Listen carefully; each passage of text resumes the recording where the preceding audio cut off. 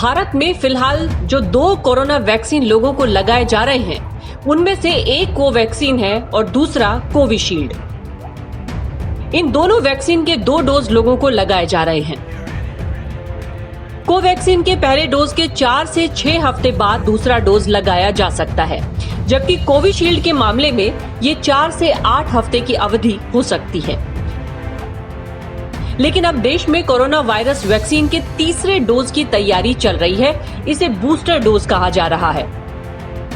दरअसल एक्सपर्ट्स के एक पैनल ने भारत बायोटेक की वैक्सीन कोवैक्सीन के तीसरे डोज की अनुमति दे दी है।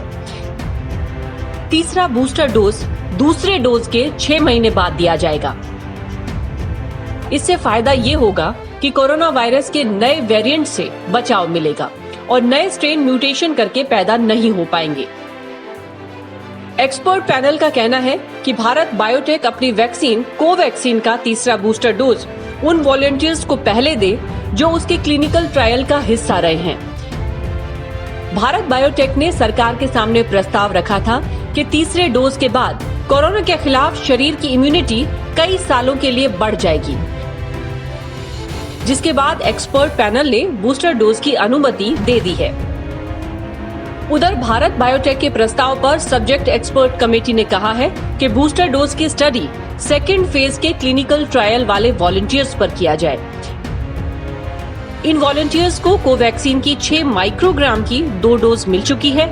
बूस्टर डोज उन लोगों को पहले दिया जाएगा जिन्हें कोवैक्सीन का दूसरा डोज पिछले साल सितंबर या अक्टूबर में दिया जा चुका है।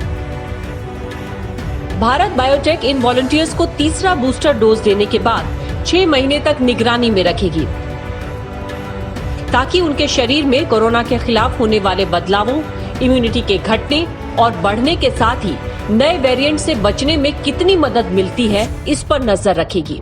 इसके अलावा साइड इफेक्ट्स की भी स्टडी की जाएगी।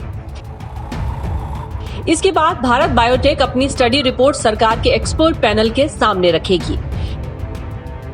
कंपनी क्लिनिकल ट्रायल के रिवाइज रिपोर्ट एक्सपर्ट पैनल के सामने जांच के लिए रखेगी। आपको बता दें कि करीब 190 वॉलंटियर्स ने कोवैक्सीन 6 माइक्रोग्राम के डोज ट्रायल के दूसरे फेज में लिए थे। इस जानकारी को कंपनी ने अपने डेटा के साथ सार्वजनिक भी किया था।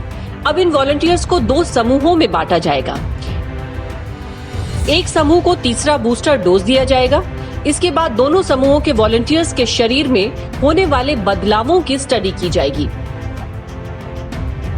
कंपनी के मुताबिक कोवैक्सीन के तीसरे बूस्टर डोज के बाद शरीर में टी सेल्स की मात्रा में बढ़ोतरी होगी, जिससे भविष्य में कोरोना वायरस के हमलों से बचने में मदद मिलेगी। इतना ही नहीं, अगर तीसरा बूस्टर डोज लोगों को फायदा पहुंचाता है तो इससे कोरोना वायरस के हल्के से लेकर गंभीर संक्रमण तक से बचाव मिलेगा। Bureau report.